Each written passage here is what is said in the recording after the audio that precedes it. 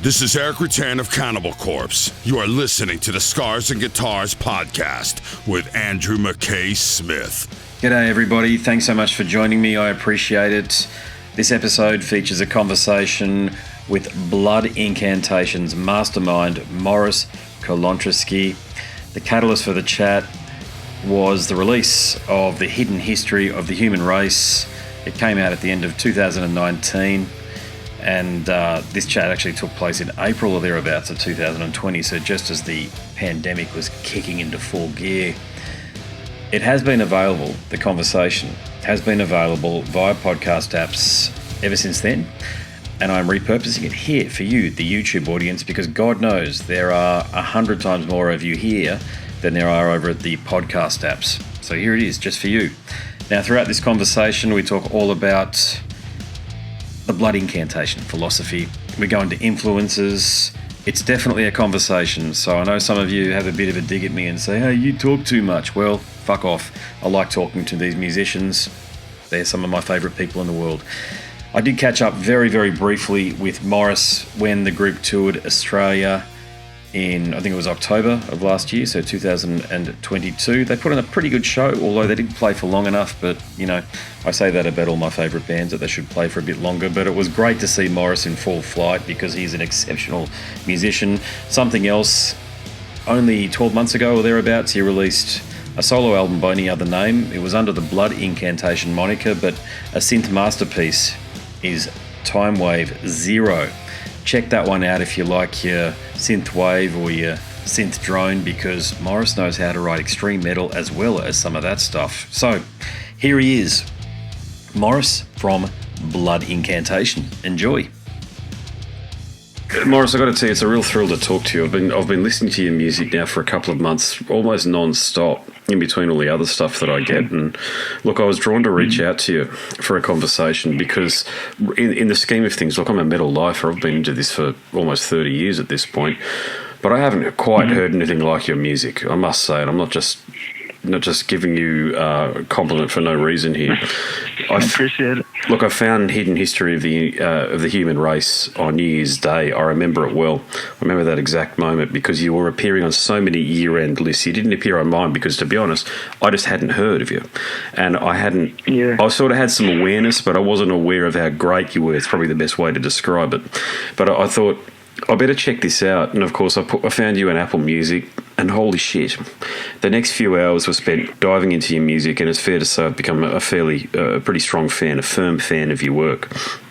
And one of the key things that I love about it, outstanding musicianship, truly world-class musicianship, but I also understand that you're recorded using analog equipment, which gives your music amazing warmth without sacrificing any of the clarity that is essential for understanding what you guys are doing. And look, the capstone to my comments here, I feel as though Blood Incantation are worthy of joining the hallowed hall of greats. Now, I'm talking Death, Cynic, Morbid Angel, Atheist, Pestilence. Man, that gives me goosebumps, thank you. Yeah, well, look, this is genuine feedback and true praise, I've got to say, because Blood Incantation is certainly a band for fans of those great bands that will never go away. You know Absolutely. What I'm saying? The Death, and I feel like Chuck's music is finding just new generation of fans constantly, and I feel your music is going to do something similar. But look, now that I've said all of that, and look, I only feel like with you guys, I'm reading positive music, positive feedback and comments online about what you guys are doing, and that the metal world has truly opened their arms to you guys. And look, do you feel as though that within the band, did you feel that buzz? Does it reach you guys with what you were doing? Oh, absolutely. I mean, you know, we're still a relatively young band, and the four of us have played in tons of other bands before this, continue to do so. But we're quite aware of what's happening, and you know, we make moves specifically to reach people in a specific way. You know, like Hidden History came out at the end of 2019 on purpose. Mm-hmm. I mean, there were other things that were in place, but yeah, we're definitely aware of what's going on online and the critiques and the positive stuff and the negative stuff. I try not to read about it too much, you know, because it gets overwhelming. You get in your head about it. But I think it's important to know, your place within the environment that you live in, you know? So, yeah, we feel the buzz, and it contributes to us jamming. And like all the negative feedback contributes to us positively, you know? All the positive feedback even more so. So, yeah, we keep our ear to the ground and see what's going on. Yeah, I haven't heard anybody like you guys in a long time, in that I keep on finding layers.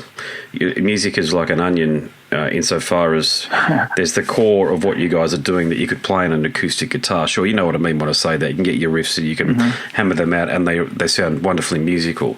But you've just built so many layers. It's like ear candy, and it just constantly comes at you. And the other thing that you've done, which I really appreciate, you haven't gone with those bloody awful lyric videos. You've actually done a proper video, which I think is crucial, is really important with the Stargate video there. Do you get feedback about that sort of thing too, the way that you are giving people an all-encompassing experience? Yeah, I mean, the band represents an overarching idea, you know, and so the way we're going to operate is every aspect of it is going to be part of the same thing. Whether it's a video, a live show, the layout of the record, the riffs, pretty much the content of anything we do, any tour, any band we play with, every tour we go on, it has to make sense as to the overarching theme of what we're doing. And I'm really happy that some people are catching on to this idea. Like, there's plenty of bands that'll play whatever, Evil Metal Fest number 34 or whatever the hell. Yep. And I appreciate that. I love that. I love dark, evil, aggressive, heavy music. But I want to take it further than that. And you mentioned Chuck earlier. That was always his dream. You know, like the last Death record, Sound of Perseverance, that's like a milestone. That's almost an entirely different band from the records before that. Yeah. And so, for me personally, my vision is similar to his, where it's like, yeah, let the metal flow, heavy metal's awesome, but within that context, try to push it further in everything that you do as a band. Yeah, I'm so glad you mentioned and frame it the way you have about Chuck there, because I too feel exactly the same way about the Sound of Perseverance. And as an album that frequently is the last one in terms of, you know, those bullshit, you know, best albums by best band lists, and it's the one that comes in last, and I simply don't understand it, because I actually really rate Control the Night as well. You know, it took me a while to appreciate it, definitely. Symbolic was my first Death record.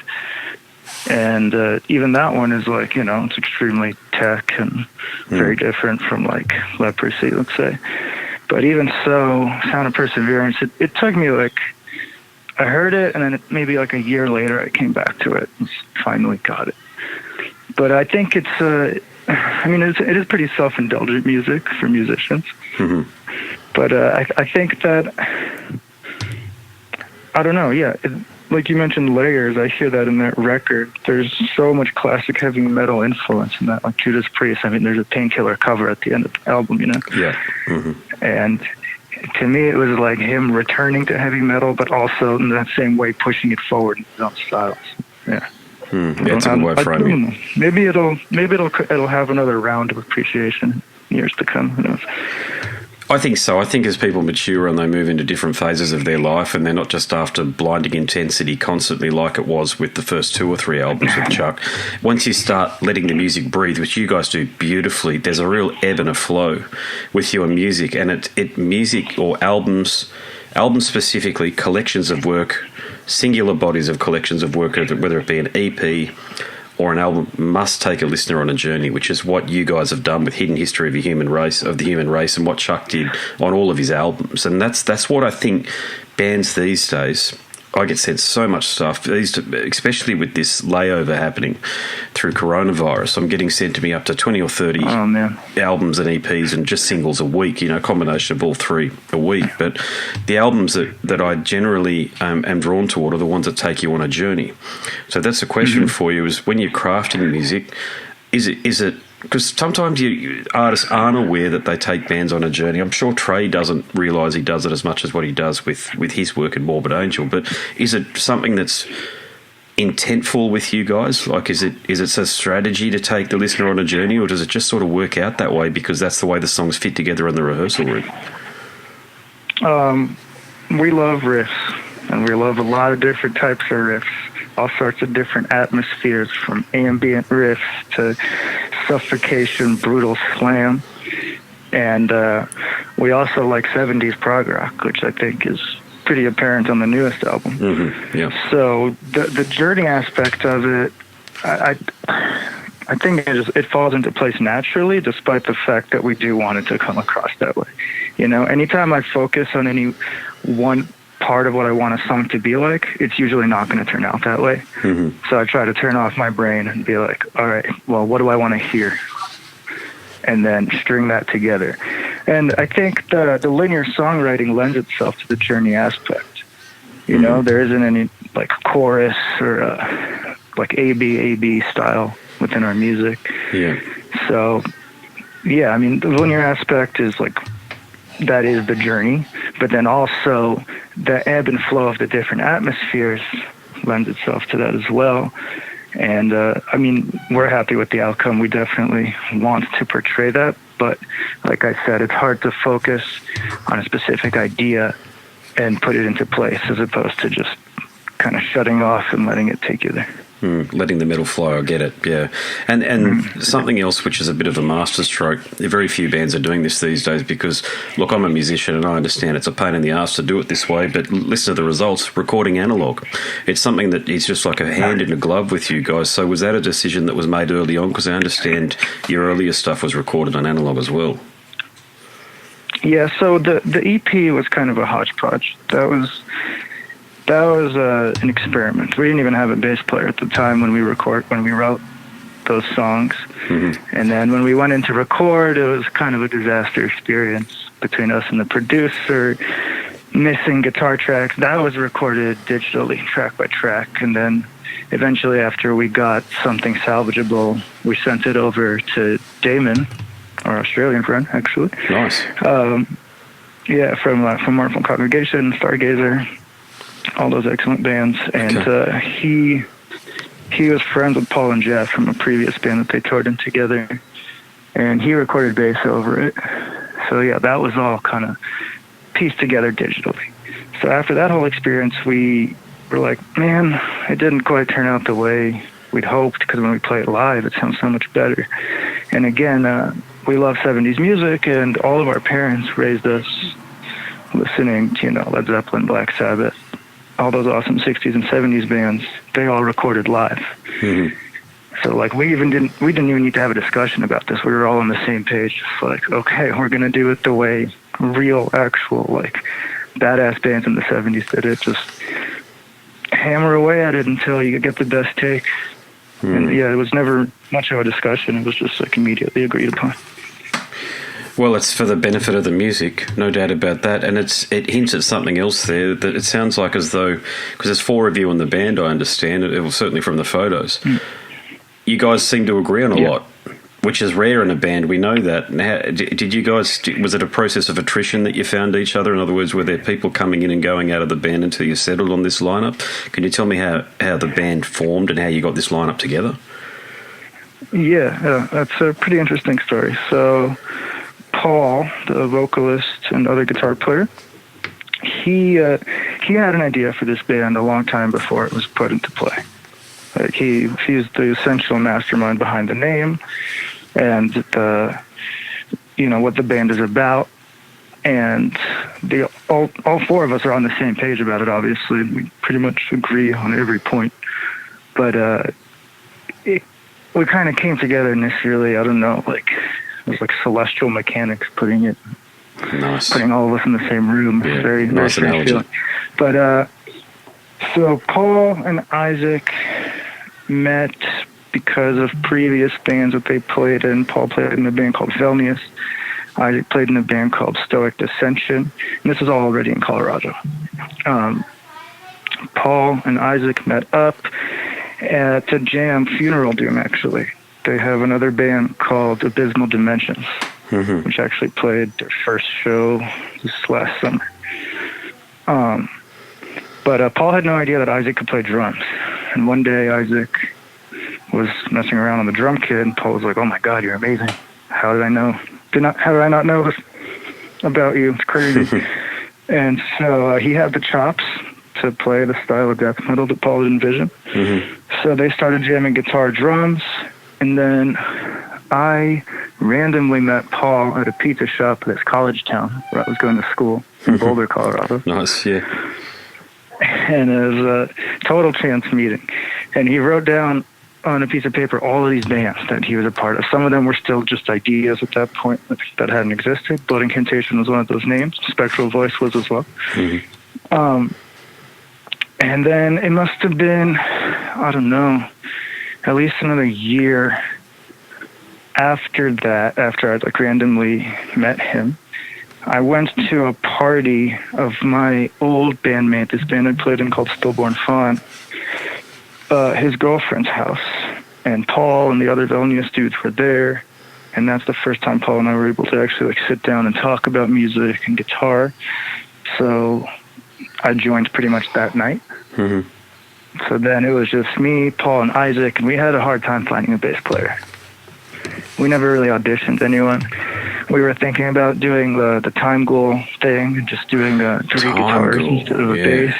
Yeah, because that was around the time we discovered that, which was in, 2013. Yep, great band, by the way, Time Goal. Yeah. Amazing band. Oh, my God. I'm constantly trying to write their full-length record. Nice. That's like... but yeah, so the three of us jammed, wrote all the songs for the EP. Yeah, we had Damon play the bass for that, and then around... Yeah, can't remember when was Starspawn recorded, in 2015. So it took us around 2 years to find a bass player who was Jeff, who had already played with Paul in Vilnius.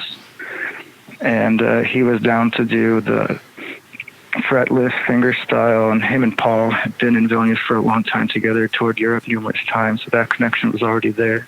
And I'd hung out with him a few times before that. So we all, prior to playing any music together at all, had known about one another through various different avenues.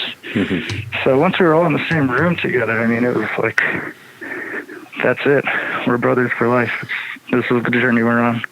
And there was never any, sit down to make sure you're on board with this idea or this kind of thing. It was just kind of mentally pre-agreed upon cycle of life. It's just we got into this room and everything's been chugging away ever since. Yeah, well, it works. There's no doubt about that. And the other thing, you guys certainly, you found each other, you get along, you're good mates from the sounds of things, but it all connects on stage as well, not just on the recording. You guys have got the triumvirate. So it works on stage, works in the studio, and you're good mates. So it sounds like we can look forward to music coming from you guys for a long time. And I just want to clarify what I mean by about works on stage. I don't think I've seen a modern heavy metal band as accomplished as you guys from a musicianship standpoint, certainly from the videos that I've seen. Now, the videos, there's a recent performance, it's a 2019 performance, and it looks effortless, and I've always noticed that. I'm a big fan of the late great Ralph Santola, and I said that to him whenever he plays it. All these beautiful neoclassical leads that he was doing, but it looks like he's looking off into the corner of the room whilst he's doing it. Something similar is happening with you guys, and as I mentioned, I'm a musician, and I know how hard it is to really get that right, but what we're really seeing is hundreds, if not thousands of hours of continuous rehearsal from you guys to make sure it all works. And maybe it sounds, I mean, for anybody out there listening that wants to hear a band that sounds very close to what they do on an album live, but you lose nothing of the performance side of things, and that's the key point. You guys are the band. Thank you. I mean, we try to... I remember when I saw Iron Maiden for the first time. I'd already been obsessed with them for years, and it was even better live than it was on record. And I was like, holy shit, man, how is that even possible? So I've always been chasing that idea of just if you're gonna play live and go on tour, it's got to be the whole shebang, the whole experience. Not only is just the show aspect is important, but the sound and capturing the right tonalities is very difficult based on like every venue you're playing, and like all the rooms are so, there's so many different types of acoustics, but I don't know. It seems like we've found some sort of formula that works for us. As far as it being effortless, I'm happy you think so. It's definitely extremely difficult. And yeah, we do practice a lot. Even like we'll come back from tour and then maybe it's wait a week and then start rehearsing again, But we all like to play. I mean, I work at a bar, but that's not my life, My life is playing guitar and being in the practice space and pursuing this artistic ideal I have. Please keep on doing it, Morris. It's really important, and I've said this a few times as an artist. Yeah, you're one of those artists, and you're a band by extension that improves people's lives because they're listening to you. And I can't remember who it was that I made this point with, but I was talking to Pete from Vader. I've spoken to so many great people in the course of my time doing this, but great heavy metal acts as the Prozac in the absence of it, if that makes sense. It is what makes people feel like waking up in the morning because they look forward to listening to the music when they might have a lot of other things going on in their life, and people don't really understand that about a lot of dyed-in-the-wool heavy metal fans. We live for the riff. We live for the drums, the vocal, the bass, the whole thing coming together to form this great heavy metal architecture that you guys are doing. So when you guys are writing, is it one of those situations, for example, where you capture some classic riffs, some great riffs that you're really happy with, maybe put a drum beat underneath it and put it into the cloud and say to the guys, hey, do something to this, and when we get to the rehearsal room, we'll see what we've all come up with? Our song structure, or the writing process works in a few different ways. Oftentimes, someone will come to practice with a skeleton of like an almost full song, but that's just riffs put together, not necessarily a drum beat or a lead or a harmony or a vocal part. So oftentimes it'll be a skeleton of an idea that then the other three members fill out. And side B of Hidden History, Isaac wrote that whole progression of riffs, But that doesn't mean he wrote like the ambient part in the middle. We just did that in the studio. But the idea for that part was there. And then the idea for the end, for like the classical guitar outro and the epic solo, that kind of came later, as to build upon the journey aspect of it. So yeah, someone will bring a skeleton and we'll fill it out, and that can go in so many different directions. Probably the original version of that 18-minute long track sounds entirely different from how it came to be. And then other times we'll have a riff that we just jammed at practice randomly, that we just found in the ether, and hold on to it for like a year or two until we need it again to fit in this perfect place. Oftentimes we'll hold on to riffs for a really long time and remember them, and then like they have the perfect time for them to come back into play. Inner Path to Outer Space, that was pretty much that first riff in it, the like really ethereal one. We'd had that written for like a year and a half before we decided to use it. That's a stunning riff. Actually, I had a recording of it. Yeah, I had a recording of that riff on my phone from some practice where I like randomly played it when someone went to the bathroom or something. And then I remember I was like going through riffs on my phone. I was like, oh, this is pretty cool. And I had to like reteach myself how to play it. And and then it came into play when it needed to. It just kind of depends. Well, I'm glad you mentioned Inner Paths to Outer Space, because it probably is my favourite cut from you guys, and the reason for that is the way it builds.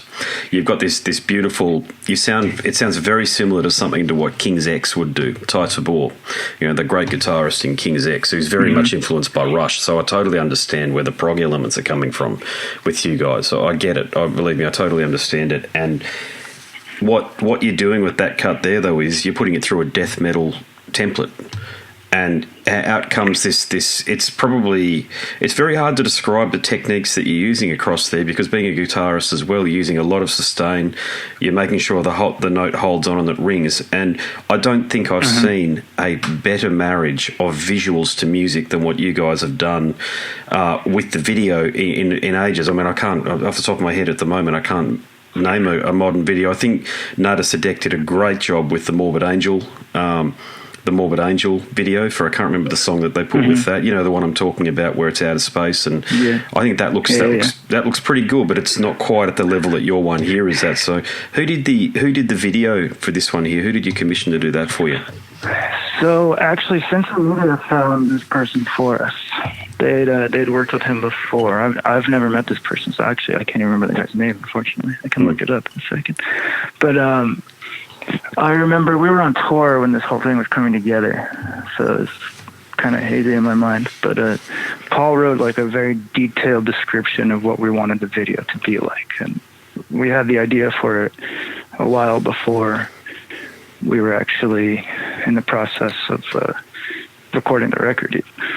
And yeah, Century Media wanted like an actual music video. They suggested a lyric video and all that kind of stuff. I don't know, it seems a little modern and, you know, kind of played out.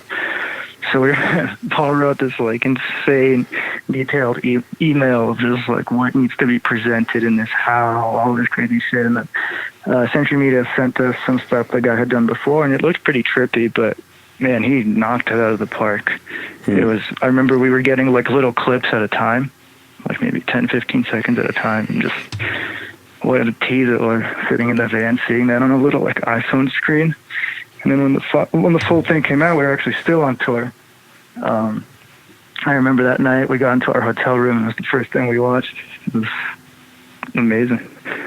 I mean, I feel the same way you do, because the song is there, but those visual aspects of it, I'm watching someone else's art, you know? Yeah, totally. I've watched it many times, a couple of dozen times.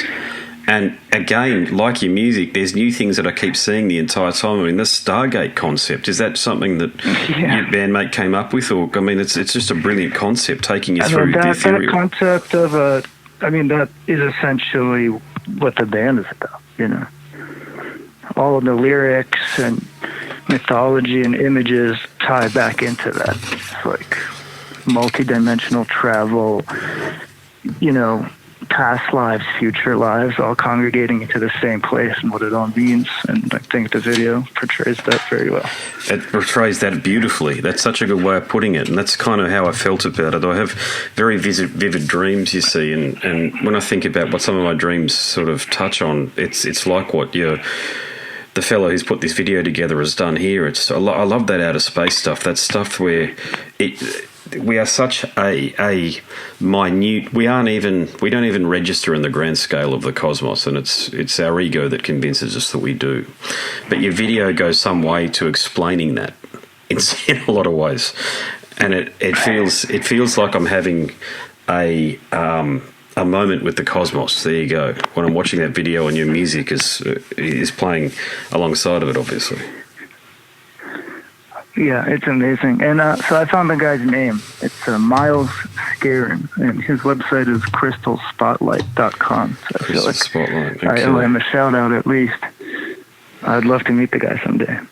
But well, he's fantastic. Yeah, these concepts are, you know, they're difficult to understand if you're not a person interested in.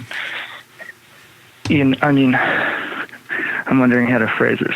If you're someone that's just like living day to day, and you've got your routine and your schedule, etc., and you're kind of like in this rut, same day, like over and over and over again, it's difficult to understand these concepts because they're naturally against what you're doing all the time. So I feel like our band could be a good vehicle to bring it to a more like comprehensible level. When we're not claiming we have any answers, you know? I just want to ask the questions. But I think that's what we're here to do, mate, as humans. We're here to ask questions, and what our ego does is it forces us to believe that there's an answer out there somewhere, and for the most part there isn't. I was just talking to my wife about this last night. Like, life itself, the whole fact that we came into existence makes zero sense just via science. There's really only a hypothesis, which is Darwinism, that talks about survival of the fittest, which goes some way to explaining, but we simply do not understand how we obtain sentient consciousness, and that's how we've invented religion, to try to give an answer to that. And look, I understand that. The God hole is huge. Yeah, it's very like strange. a massive driving aspect of history. Yeah, I can't understand how we're even here. I mean, it's whether Elon's right and we're all in a big simulation. I need some work to try to understand what he's talking about. Need to do some work to understand what he's talking about there. But I've got kids, so I can see the majesty of life repeating itself and the love, the unbound love that I feel toward my children. I get that, and if that's what we're here to do, is to feel that, so be it. But we're here for it's not even a fleeting moment in time on a cosmic scale. But here we are, and we have an opportunity to create and to be something that we would otherwise not be if we didn't have this flesh vehicle. And that's why I think it's so important from a musical standpoint that someone like myself gets behind what you're doing to try to spread the word, to get you as many other people as possible that haven't heard you guys, because it's something that's extremely worthwhile. And I hope this isn't too broad a tangent for me to make, so work with me here when I make this point. But it's music like yours that actually strives to bring humanity forward. Okay, we live in a commercial society, being in the United States and Australia, so we can pretty much buy whatever we want when we've got the money, so there's not really any challenge to that outside of earning the funds to do it. But it's not spiritual growth. Music like yours, the way it inspires, is spiritual growth. It's a part of that great religious fear, if you like, that forces us to ask even more questions, I think, and that's why I think it's so important what you guys are doing. I resonate with that. I do. And what it makes me think of is that, ancient societies, say pyramids, for example, classic concept, but, tons of musicians in the past have explored this as well. Like Paul Horn has a record called Inside the Great Pyramid. And frequencies resonate in different ways around these megalithic structures. And energy works in different ways around these ancient megalithic structures. So I certainly believe that when music is created in a certain pattern, in a certain form, that happens to click, that it can make you feel this sense of wonder, and these questions will come to you naturally based on the frequencies around you. And that wasn't our intention when we wrote a lot of this music. Certainly want it to be, but every time we play these crazy long songs, or any song we have, I get filled with this just like inspiration of wonder. It's just, I don't know, it takes me to an entirely different plane of existence. Yeah, it does for me too. Yeah, music has always done that. We mentioned Chuck earlier, of course, and his music, when I first started leaning into that, same thing with Trey and Morbid Angel, especially with them when I was a young fella. It was like I listened to it when I was going to sleep, and it is about tuning into the frequency that individual is on. So whilst I might be listening, let's pick you for example, I might be listening to your guitar playing, I'm actually trying to tune into your mental wavelength of what you were thinking and what you were trying to achieve when you were creating these riffs. And if they were just flowing through you, as Van Halen often says happens, who knows from where this great music comes from. We're really merely acting as a rod for the lightning the musical lightning to pass through us. I do, having written stuff in the past, and I've gone on week-long binges where I've written just about all the music I've ever come up with in my life, and then outside of that, it's just been the well's dry, and I don't understand it. And to your exact point, just to wrap it up, it's about frequency, isn't it? Being on the right frequency. Yeah. So that's what I said. Like I said earlier, sometimes focusing on it too much, it's like it's never going to come out because you're trying so hard to do it. But yeah, I don't know, that mystical experience of finding the right riff for any artistic expression, really, for visual art or anything else, it's remarkable, and that's what raises the question. It's like, what is that? What aspect of human life are you tuning into when that happens? What's your take on when we talk about ancient civilizations?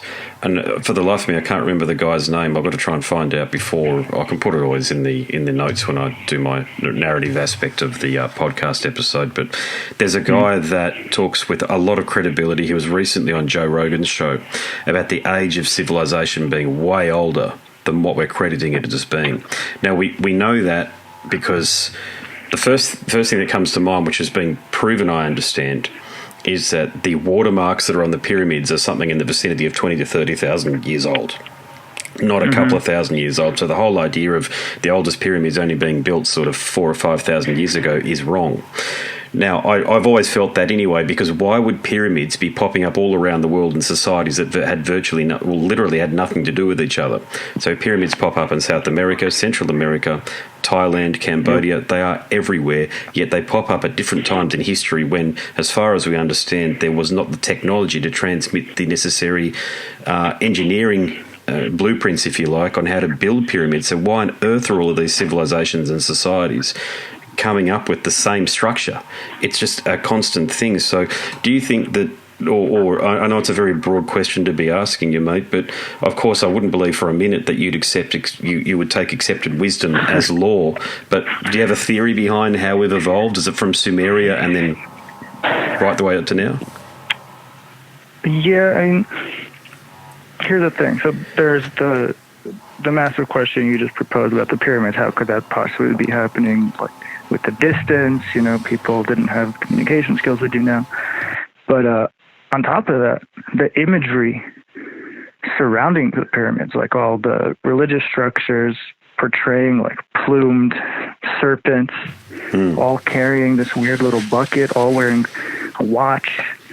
There's lots of crazy similarities between, let's say, like Aztecs and then like people that lived in ancient Egypt, for example.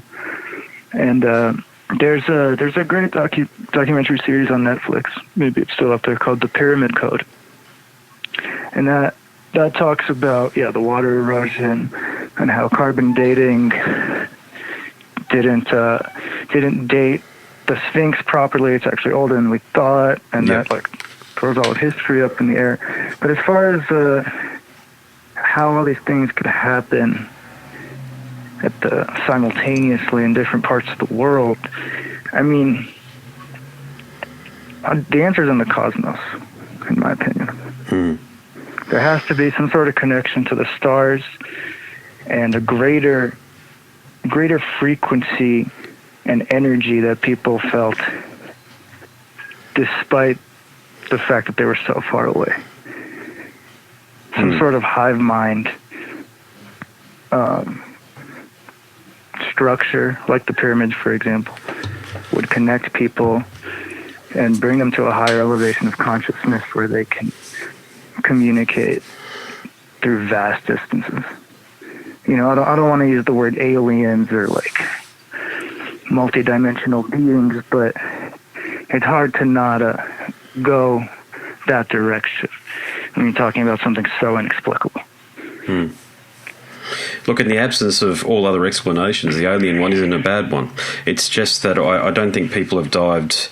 Tony Hitchens, I think, is the guy's name now that I remember it. But as I say, I'll put it in the notes when I do the narrative to the podcast episode. But yeah, it's very hard, and you can understand why people dive into, broadly speaking here, conspiracy theories about us being a product of an alien civilization or what have you, because it's so bizarre.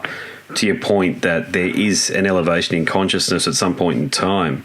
Clearly, it must be that. Otherwise, it couldn't just be a single civilization that goes around the world showing people how to build pyramids. It didn't happen that way. Otherwise, there'd be no way. There'd be breadcrumbs. There'd be historical breadcrumbs. I do think that there were like certain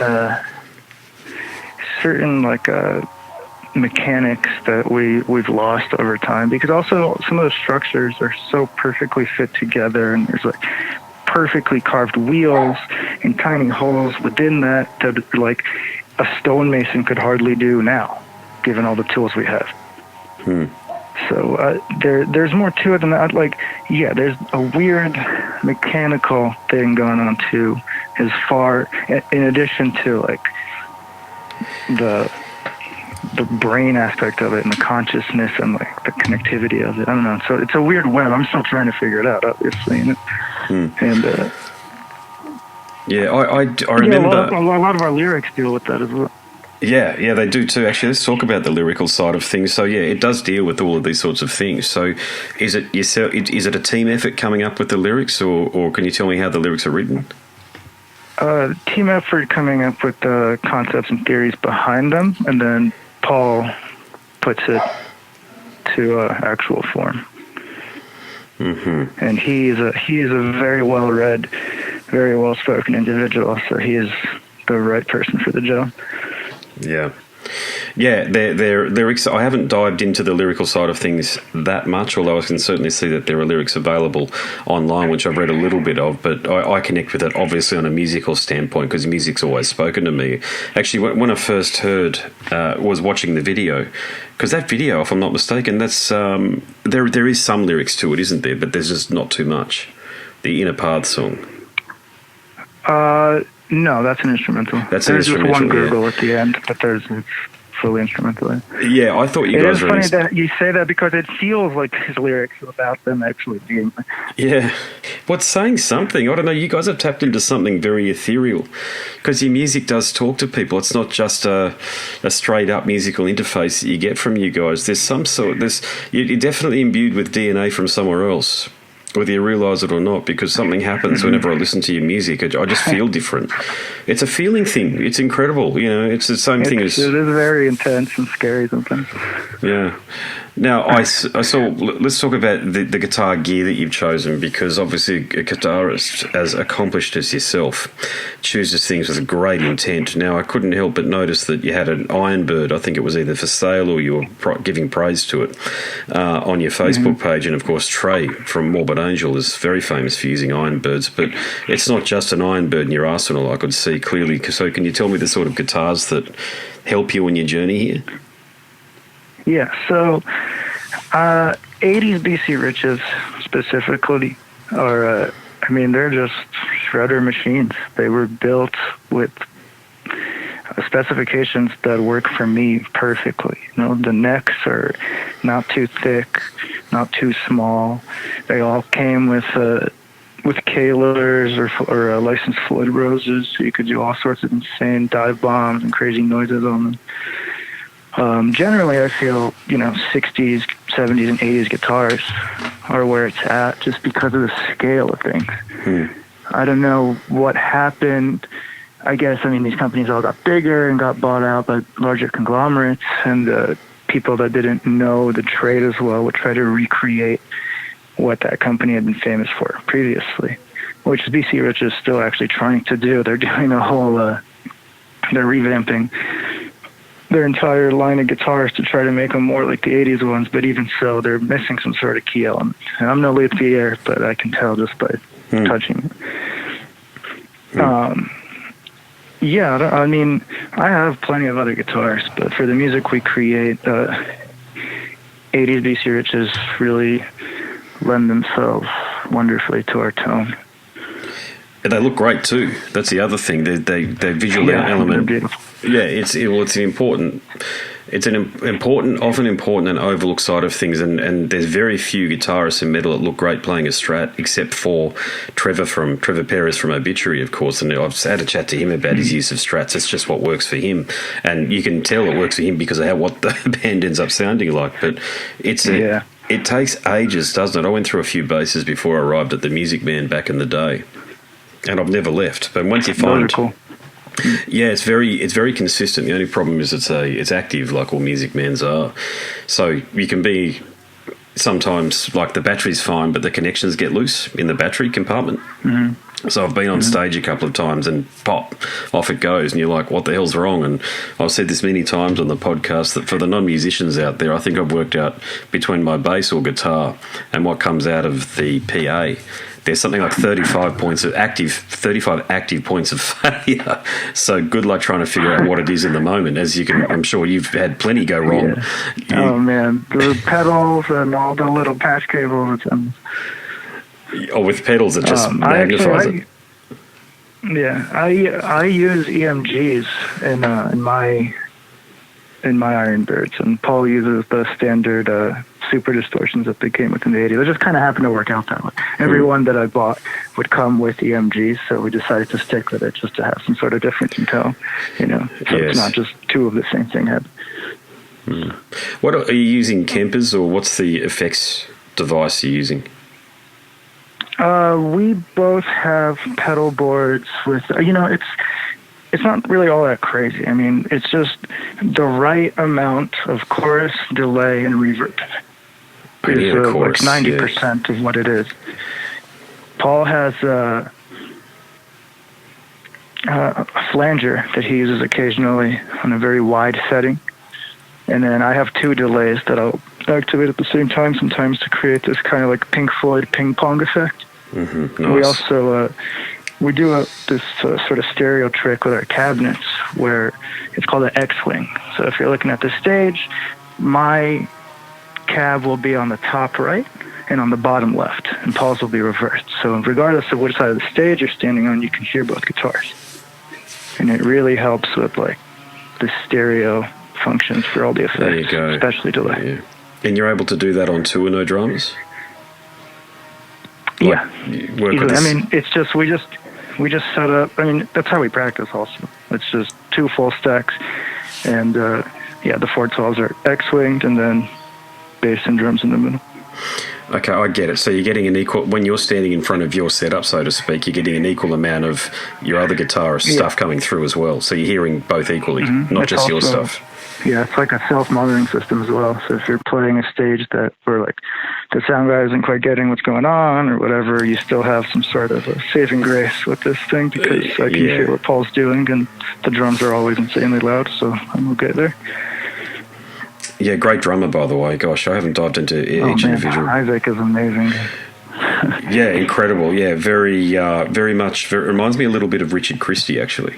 You know, the drummer from Sound of Perseverance. Yeah, he'd appreciate that. Yeah. He would very much appreciate that. Yeah, very, again, busy but musical. I just can't stand busy when it doesn't do anything, but when it's busy and musical and it's really adding to the overall experience, then I'm all for it. And I've spoken to some of the greatest drummers of all time, like Pete Sandoval and Gene Hoglan, and these are guys that do it naturally. And Isaac does it really well as well. So metal drummers out there, you got to listen to Isaac. The other secret ingredient there is that he's also an excellent guitar player. Yeah, I've made this point he so hears often. the melody. Yeah, I've made this point so often. I've got to tell you, Morris, I've said great drummers are often great guitarists or bassists. They can play stringed instruments. What bastards. I'm so jealous. Yeah, where does it come from? It's incredible to have all of these skills that some drummers have got. It's amazing. I wish I could play the drums as half as good as he can, but I don't know. It's just, I've tried, and it's just, I can't like have like octopus arms and legs. I just don't get it. Well, I think some drummers are born. It's that simple. I think to a great extent, you have a natural talent with an instrument. It's just whether or not you find that instrument and you develop that talent. I'm sure the greatest guitarists that ever lived never picked up the guitar, if you know what I'm saying, working on that basis. Yeah, I hear you. It's some people, and I've seen some people bash away at a guitar for years and years, and they sound like as though they're an 8-year-old that's just found it a couple of minutes ago. and it might be overstating the case just a little, but the point remains that if you haven't got the talent for something, it's just, if it's a personal pursuit, so be it, but it's probably not something. I know for me, for example, I'm a much better bass player than a guitarist. Actually, I'm 100 times the bass player than I am the guitarist. It's just, I don't know, it's just one of those things. I hit the guitar too hard, but when I get onto the bass, I find I can just got the right amount of torque in my fingers, if that makes sense, on the hand, and I just sit at the right level and I can sort of buzz along doing what it is that I'm doing. But when it comes to the guitar, I hit the bloody thing way too hard. It's just... And that's, I mean, you have an incredible talent then, because I remember back in middle school, you know, everyone wanted to play guitar, and then like all the kids that like couldn't figure out how to do it would be like, well, I'll play bass just so I can be in your band, you know? But then eventually some people fall into place being like, no, bass is actually a real instrument. It's not guitar light. And I think to this day, you know, I'm sure there's plenty of people that don't consider it like it's not as in the forefront, so not as many people are thinking about it, but it's crucial. Yeah, it is. And look, I grew up in an era with guys like Steve DiGiorgio, Les Claypool, Billy Gould, and then I got into the disco greats like Brothers Johnson, Bernard Edwards, Stanley Clarke. I know he's more of a funk and R&B guy, but the point remains, when you're listening to those people there, to your exact point, the bass isn't just downstream from the guitar. The bass is an extremely powerful, important instrument in its own right, and your bassist does a mighty fine job, I've got to say too, particularly live with that tarantula technique, that Alex Webster thing that he's got going on, and headbanging and stuff at the same time. I mean, we've all gotten so much better over the years, but like sometimes I watch Jeff play and I'm like, holy shit. That is nice, yeah. crazy, especially with the fretless bass. Like, it's kind of guessing where you're going. Oh, fretless Fretless is, I know Jack Bruce was basically said if you're not playing a fretless bass, you're not playing a real bass. But I think he would say that, the cranky old bastard. But the point about the fretless bass is, to your exact point, you are guessing many times, especially when you're going as fast as what you are where you are. But it sounds like as though he's got the intonation thing down pat. Yeah, he's very good at it. And I mean, those in-between notes, I think, are pretty crucial to our sound as well. Yeah. Makes it more trippy and psychedelic. The psychedelic aspect, yeah, absolutely. So how do you guys handle touring? Have you been over to Europa and have you done the solid trek around there that a lot of American and Australian bands do? Oh, what's that? Sorry. Gone to Europe. I call Europa, sorry. just a play on words that I've got, yeah. But have you toured Europe? Have you done the heavy touring thing?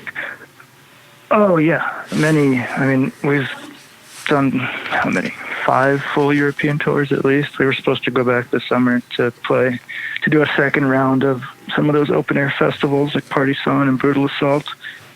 But that is up in the air as of now.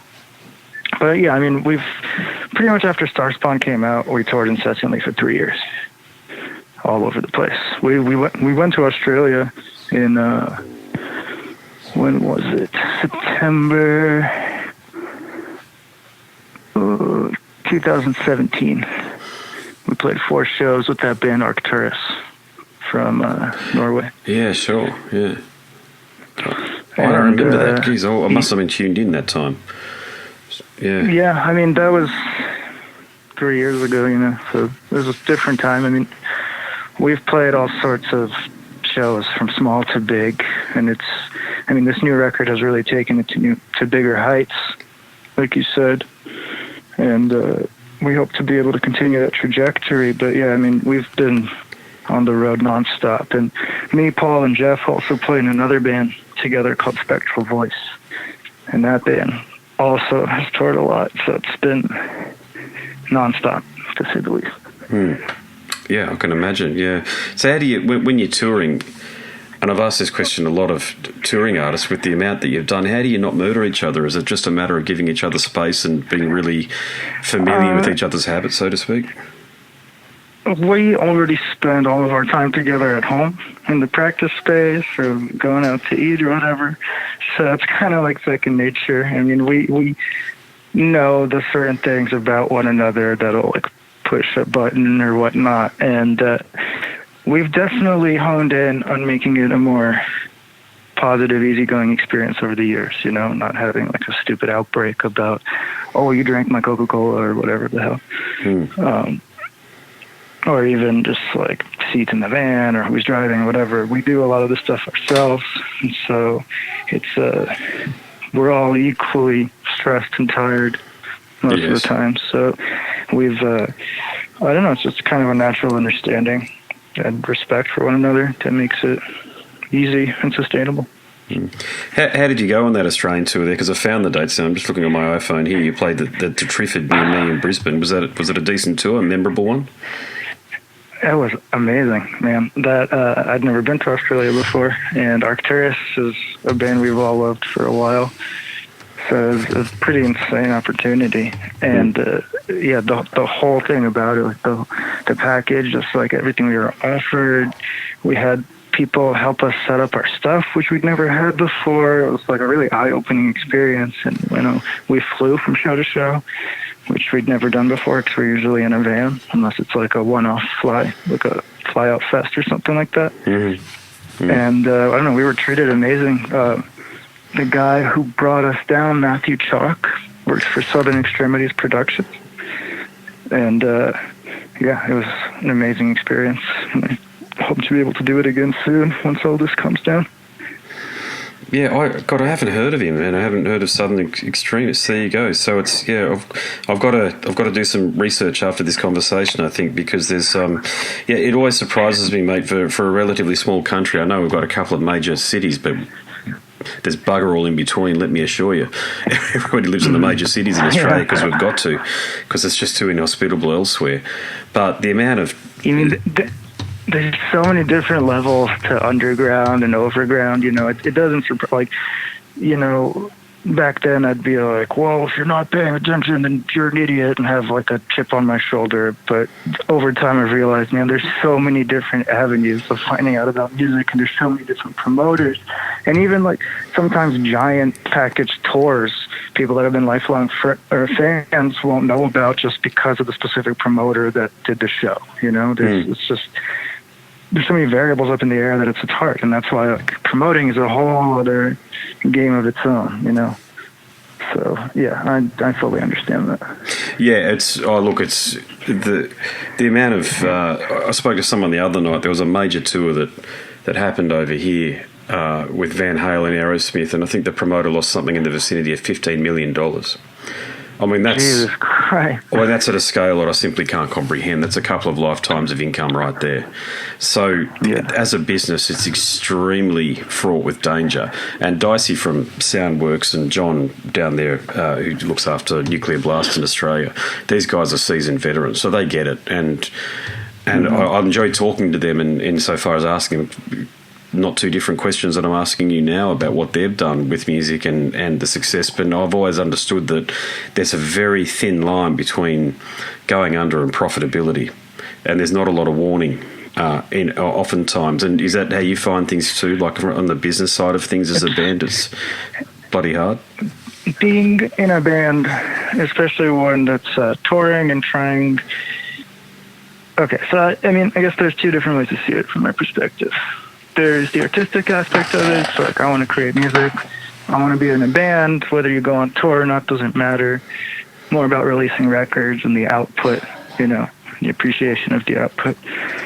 And then there's a band that wants to do that, but also the live show is a massive aspect of that. So obviously finances have to come into play to make it sustainable, especially if you're trying to make a career out of it and not just like touring and then going home and working whatever job that allows you to leave X amount of months out of the year, which sucks. I've had to do that for years. It's annoying. I don't want to do it. So getting everyone on board is very difficult, because so many bands will have a guy that has a kid that can't leave for like years at a time, or a more important job or whatever. We happen to be in a very lucky position where we're all kind of maniacs and are down to tour most out of the year. So yeah, finances are extremely fickle. They used to be way more so than they are now. The thing about touring is that most of the time, if you do it right, you'll break even. It's not all that hard. Like the money you need for gas to get to the next show, you'll likely get at the show before through merch or even any sort of door deal. Like, even if you play exclusively like pizza shops and cafes, Yeah. I've seen tours at that level to the one we did with Cannibal Corpse and Morbid Angel, So the most fickle aspect about it is once you get into a certain echelon. And that's, then the numbers game is like more about merch.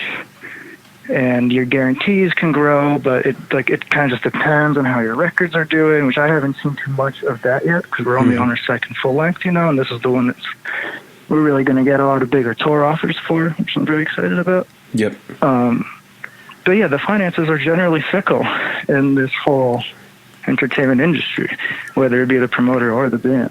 It's so oftentimes you just you see the opportunity and you run with it all the way to the end. And I think what most forward-thinking bands or promoters have done is secure themselves a specific niche and place within this world to where they can expect something at some level of consistency. And so I think that for a band that can happen 3 or 4 records in. You solidify your existence as this creative force that people will hopefully just you're there, you don't have to prove anything to anyone after a certain point. And when that happens, your finances are more or less stable based on where they were with the record beforehand. For promoters, I'm not really sure how it works, but this is what I've seen just from what's happened to us, for example. But it is essentially fickle. But you have a great product, though. This is the thing. You have a great product. If you know what I'm saying when I mean that, I understand it's music, but I'm just talking about it from a business perspective. You have something that people want, so of course you're going to be dealing with, well, the hope will be that you're dealing with more credible people than a lot of people have to deal with in the underground. We've had, I'll bring this up, I suppose, or I'll talk about this in a bit more detail, because we've had a few tours go under in Australia where I think Hypocrisy, no, it wasn't Hypocrisy, who was it? There was a couple of bands anyway at that level. Once Human, that's right, Once Human with Logan Matter from Machine Head and Lauren Hart, the Australian vocalist. They tried to tour, and it was Baldface Stag Productions in Australia, I think, where it fell under. And I think sometimes, I don't know anything about the detail except that it did fall and it didn't go through. So I'm only hypothesising here, not making any allegations whatsoever. But this is a very fickle business, and if you haven't got, especially when you're first starting out as a promoter, enough money to basically give a guarantee that a band isn't going to be sort of trying to pawn off their guitars to purchase plane trips back to the US or wherever they're from, you've got to have a good setup. Yeah, you've got to have a bloody good setup. And look, I've looked into it, but it just seems, I've attended some shows here in Australia where I thought they'd be packed out, and there's like 20 of us. 30 of us. I mean, it's got to be especially difficult for you guys. You know, it's definitely a very different environment from what happens in America. A lot of bands will come here and like make their money back on the plane tickets to Europe, where it's like it's half as expensive. You know, flying to Australia from America is like, it's insane. So I mean, I think that as a promoter in Australia, you already have to be starting out with a pretty large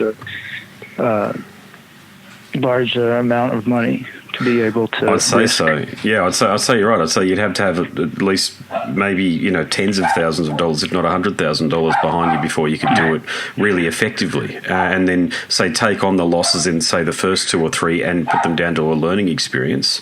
Sorry, that dog next door always barks. As the fella's gone to Darwin and his dog's just there barking its head off all the time, and short of yelling at it. I love dogs. We've got a bull terrier, but it's this little yappy thing. Lovely dog, by the way, but it just doesn't shut up. I love bull terriers. Oh, yeah, bull terriers are fantastic. They're so funny. Yeah. I have a bull terrier corgi mix.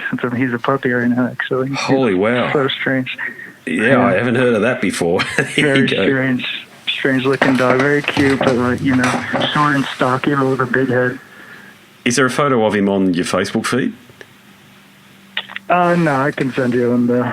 If you, I'm curious because my wife, my wife's a member of the Queensland Bull Terrier Society, and she does house inspections because, as you know, bull terriers are originally bred for fighting, so a lot of these idiots buy them for fighting.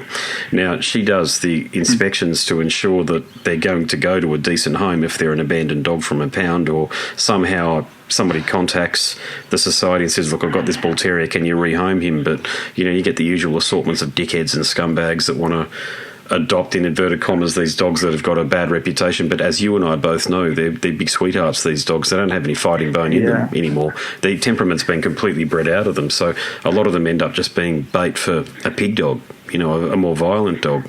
It's an unfortunate stigma. Pit bulls were illegal in the county of Denver for a while.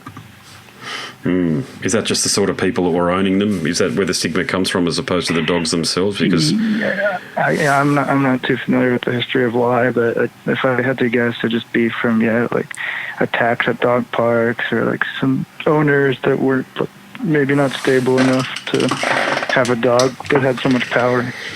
Yeah, that's a big issue. We actually got a police dog trainer in, a British guy, in to help us with ours very early on in the piece. We got him in about a couple of weeks after we first got Zanzibar's our dog's name, and when he goes, okay, with a dog like this, yes, you're right to bring me in, but training's only going to start at about 6 months of age, because that's the only time. Up until that point, they're just going to screw around so badly, you're going to have your hands enough full. So he didn't, of course, he was virtually untrainable up until that point, but my wife did really well with him, actually. But you have to have a heavy hand with them, otherwise they run all over you. And to this day, he's getting into old age, so he's 10 years of age this year. But he's been a wonderful companion to my kids, to us. He's got a good deep bark that scares the daylights out of anybody. We get people crossing the road when we're walking with him to try and get away from us. But he's more timid than a bloody Labrador. They just looks different. Yeah. Yeah, the Chug is my dog's name, but he's just a goofball for now. He's only 4 months old, but he doesn't have much fight in him. He's just like a jolly little lazy guy. That's great. Yeah, well, that's killer. Yeah. Hey, I'll make this one my final question for you then. And look, we've talked a lot about your music and a lot of the greats that I think you richly deserve to join them in those halls, those hallowed halls. But is there any heavy metal around in 2020, relatively new stuff that you'd recommend to people that you enjoyed listening to? Yeah, actually, there's a band from Australia called Faithless Burial.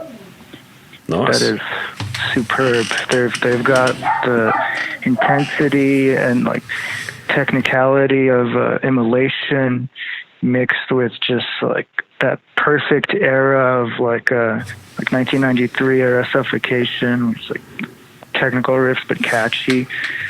The vocals are super guttural, but not like pig squeal style, just really brutal. The pig squeal thing, yeah. Yeah, there's a lot of that. Pig squeals are not my thing. No, God, no, they're not my thing either, I can tell you that. Yeah, I've just found them on Facebook here on my iPhone. Yeah, Faceless Burial, there you go. Mate, there's so many great bands out there. This is the thing about picking up you guys very late in the piece from when you first started. And there's just, I sometimes feel like my favourite band I've yet to hear.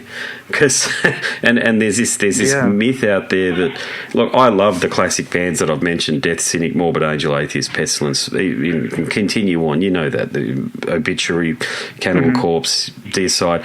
But if people aren't supporting the new bands, what have we got? You're just constantly listening to stuff from 1989 to 1995. You know, and there's a constant stream of good bands. You just gotta. It's hard to find for sure because there's so many of them. Like death metal's exploding again, you know, and there's a lot of bands that are kind of just they're fine.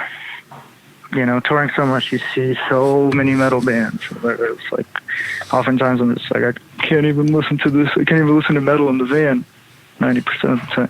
I'm with you. But every once in a while, it's just like, wow, this is a breath of fresh air. It's amazing. And yeah, Faceless Burial is the one that comes to mind off the top of my head. What do you guys? It's a good point. Just to go back onto the touring thing, because it's a bit like that for me too. I guess I'm listening to so much metal outside of bands that I really enjoy, such as yourself. I've got to say, these days I've listened to mainly classical and jazz music. And is it similar for you guys on the touring bus or in the van? Yeah. The last couple tours, we've mostly listened to like 70s krautrock, like Popol Vuh and Harmonia, Noi, a lot of like calming ambient music, a lot of new age music, and then just revisiting classics that we all listened to in like middle school and high school, like Pink Floyd and King Crimson and stuff like that. Getting reigniting a love for that stuff after having listened to metal for like 5 years straight at least. Yeah, it's a lot like that. It's certainly like that for me. I just find that I'm listening to so much metal with headphones on and doing reviews and getting ready for interviews because I've got to say, I think I'm going to just, it sort of goes against the point that I just made before, but I think that from now on, I'm basically just going to focus on a lot of bands that have some vibe going on, or musicians or artists, because I've interviewed so many underground bands. Awesome. Well, I interviewed so many underground bands, man, where like if I started doing this back in, say, late 2016, some of those bands aren't even around sort of like a year or two later. And I spend... Yeah, that's the other thing, is so much of it is a passing fad. Like, a lot of these bands will start out and they won't go on tour, like, they'll play a couple of shows and be like, oh, it's not working out. Well, it's like, because you're not doing anything. You actually have to go play shows. Like, getting a record it was always a really big deal to me, being pressed on vinyl. Nowadays, it seems like you put out a tape and the next 2 weeks you have the demo on an LP. It's good for them, but like, it was a really big deal to me. Yeah, there's some insincerity around that too. I think I would say with you guys, I've got a tape player and I love tapes, so I'd love to listen to you guys on cassette. Have you guys got a cassette version of Hidden History, or? Yeah. It's probably sold out though, I suppose. There's a couple different pressings. There's like a European one and an American one. I'm not quite sure. I didn't really follow. The European one was pressed in Germany, I believe, But I don't know. We're constantly repressing stuff, so I wouldn't say it's unattainable. I'll look out for it. But I guess my point around that is I think there's been some insincerity with bands releasing things to make themselves look deliberately underground when they could just be releasing things on Bandcamp or MP3, and that'd probably be enough. And it sort of gives a false impression about what the bands are doing. And I've picked up some tapes that I haven't listened to beyond the first listen. So I don't even do that anymore, to be honest with you. If I haven't gotten familiar with a band through the MP3, I won't bother buying. Like the last two tapes I bought, to give you an idea, I mean, and I'm still listening to these two, is Mike Browning and Nocturnus AD's Paradox, which I think is a fantastic album. Jesus. Hell yeah, that record rules. I still have to, I'm yet to get all the way through it. I've heard like the first half a couple times, but I mean, he can do no wrong. That guy is so cool and so nice. I've got to say, he's one of my favourite interview subjects. I had a chat to him last week, and we spoke for almost 3 hours, a bit over 3 hours, and we're still communicating over Messenger with each other. He's just a bloody good bloke, Mike Browning, and I don't think people realise out there how important and how integral he is to the evolution of death metal. Yeah, I mean, he was there when it started, early 80s, early Morbid Angel. Trey was obsessed with Nocturnus before Mike Browning was even in the band. You know, like when we toured with Immolation, Alex Books was telling us that way back when, I don't know, like 87 or 88, they were hanging out in some hotel room together after Morbid Angel had come up to play in New York for the first time. And Trey was just listening to this Nocturnus tape over and over again, trying to understand what the guitar was doing. Mike Davis. And so, Yeah, exactly to your point there. I didn't realise that until I spoke to Mike Browning, that is, about it. And it was only, and this, God, I mean, I'm discovering new things all the time. It was only when I watched the video to Lake of Fire, or it might have been a rehearsal, actually. I found one on YouTube. There's a lot of things out there with Nocturnus rehearsing. That sounds cool. Yeah, I should look into it. Yeah, check it out. But I saw the way Mike Davis was, his left hand, being a right-handed guitarist, the way he was fingering the notes and the way he's phrasing the chords. And I was like, oh my God, I've seen that elsewhere. Where have I seen that? Trey. So I had no idea that Trey had been... Influence. Yeah, I didn't... I mean, who would know? And, of course, Mike Davis, like the other great guitarist who I wish would bloody do something, is Vito Bratta from White Line. They just disappear into the ether, and you think, my God, all this great music, it could have been made. Yeah, I mean, a lot of these weird tidbits, like these kind of information, it's like a torch being passed down, you know? Like when we toured with Immolation, we heard all sorts of crazy stories from the 80s about them going to Europe to record and just being around all this when it was a new thing. It's compared to now, very different, very different. Even though there is a new boom for it again, it's like the camaraderie, I don't feel it's like quite there. Oh, is that right? Yeah, I exist in a bit of a bubble, you see, because literally nobody around me gets into metal except for me. I just love it. You know, I mean, you wouldn't even know looking at me I'm into metal. It's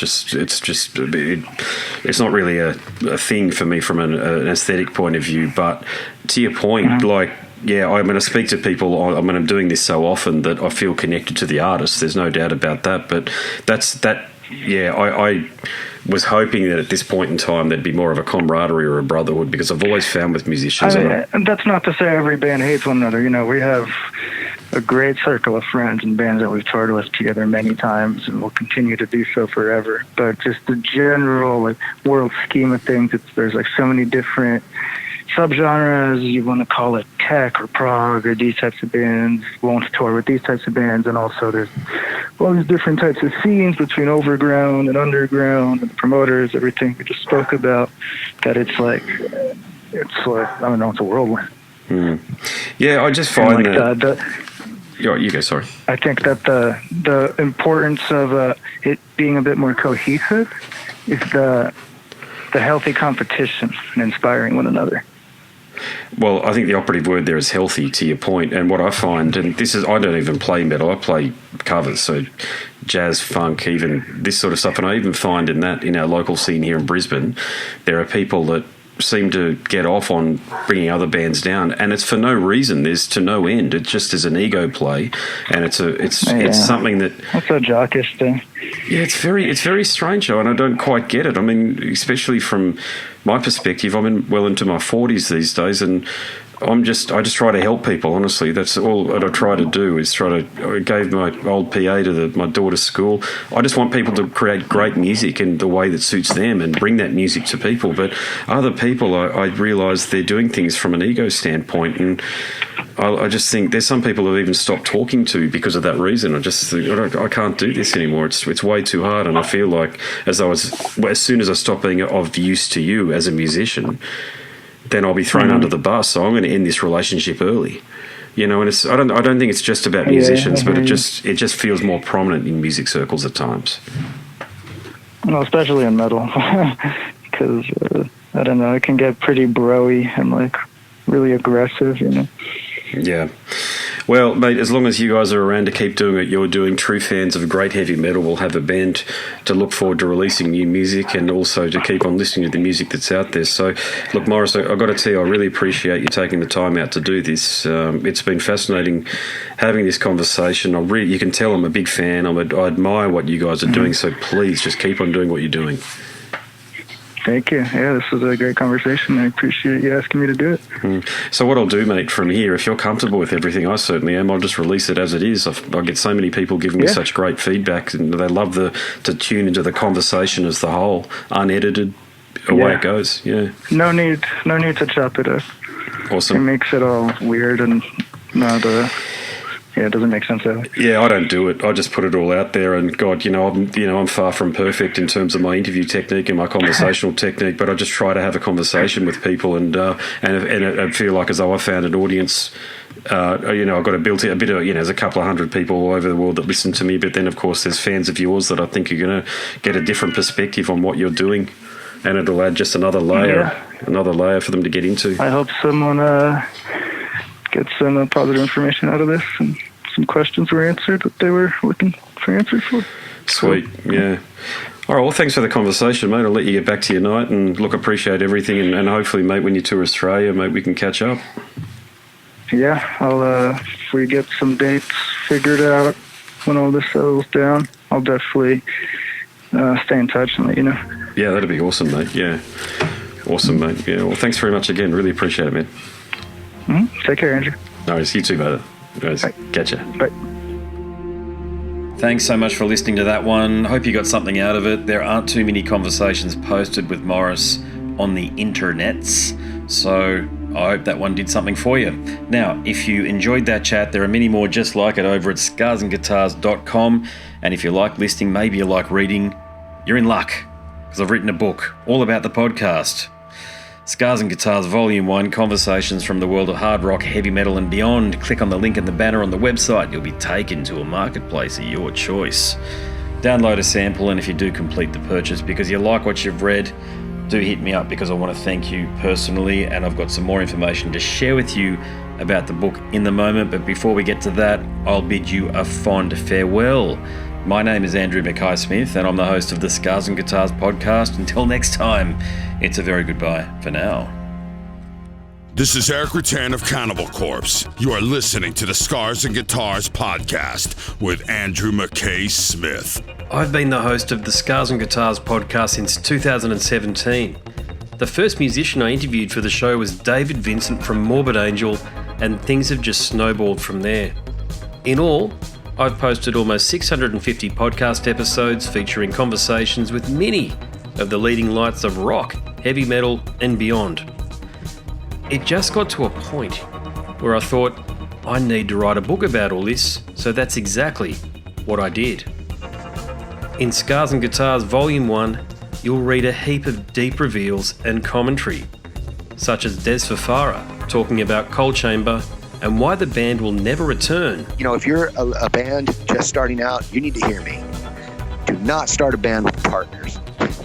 Ever. Yeah, wise words there. Sage advice, mate, for anybody. Don't ever, because I can't go do Coal Chamber right now unless I get others involved. Phil Anselmo talks about the episode in his career which gives him the greatest sense of accomplishment. I think the staying power of the fans and the staying power of the songs, whether it's Pantera, Down, or Superjoint, the fans remember the songs. Alex Skolnick from Testament confirms that, yes, playing the guitar in Ozzy's band is anything but an ordinary gig.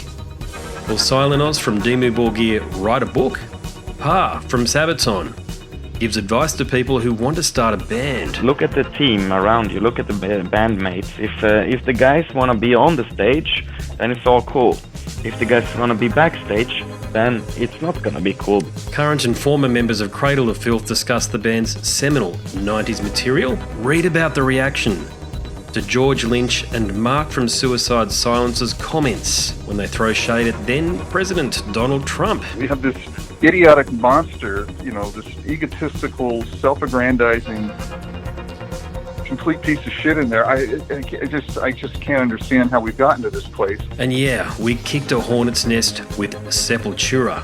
Percussive overlord Gene Hoglan talks about recording with Chuck Schuldiner. Chuck was always, he was very open-minded, and he was into having his musicians that were playing with him just reach out for the best stuff that they had. Phil Campbell from Motorhead discusses what it takes to get sober. John Five answers his critics who dismiss his tenure with Marilyn Manson. My name is John Five, and Manson gave me that name, and I had some of the best years of my life in that band and learned a lot. And we get the lowdown on Treyarch Zagtoth from those who would know, including his mother. All across Scars and Guitars Volume 1, there are moments of tension, relief, tragedy, exhilaration, and throughout it all, you'll obtain insight that I believe no one else has managed to obtain from many of your favourite artists. So treat yourself. Scars and Guitars Volume 1 is currently available as an ebook with a print edition on the horizon. Follow the links attached and download a sample. I'm sure you'll be compelled to read the whole book.